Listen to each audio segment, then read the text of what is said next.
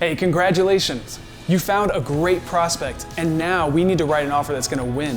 When it comes to writing an offer that wins, really there's only about 5 decisions that we need to keep in consideration, and I'm going to go over them right now. The first consideration is price. And really what we want to do is try to be able to tell you what it's worth, but we need to take into consideration several things. 1, what are they asking for it? 2, what will it appraise for? 3, what is your competition willing to spend on it? And 4, what's it really worth to you? Taking all these things into consideration is how we come up with the price that we put on the paper. The second consideration is timeline. So this is going to be all the dates and deadlines in the contract and how they're laid out. Some of these can be used to our tactical advantage, and some of them we actually want to listen to the seller and what they want, because we might be able to add value to our offer without really spending any more money. This is particularly true if the seller needs to find a replacement home here in Colorado. If you've got flexibility in your timeline, we can offer that to them, and again, be more competitive without spending more money. The third consideration in the offer is what's included and what's excluded from the sale.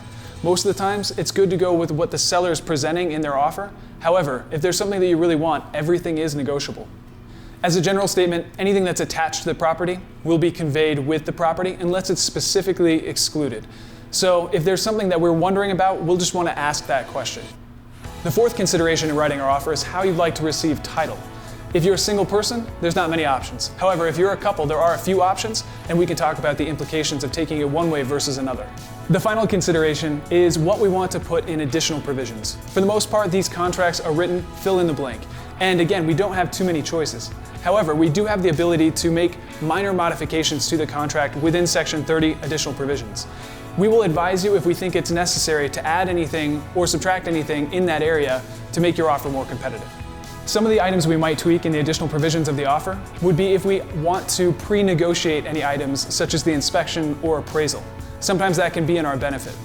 One last thing we can do for your offer to make it more attractive is to humanize it. A lot of times when we're just putting names and numbers on paper, that's all you are to that seller. And especially if we're in a competitive situation, we need to be able to tell your story and why you love that home. Lastly, don't worry, you're not committed at this point. We are simply putting an offer in and seeing if the seller will accept.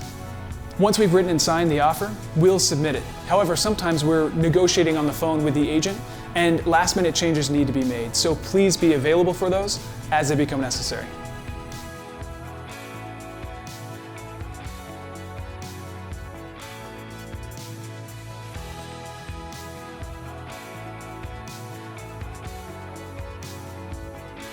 Thanks again for watching. If you want to skip ahead to the next video, go ahead and click right here, and please subscribe to our channel. We are always posting new content relevant to the real estate market.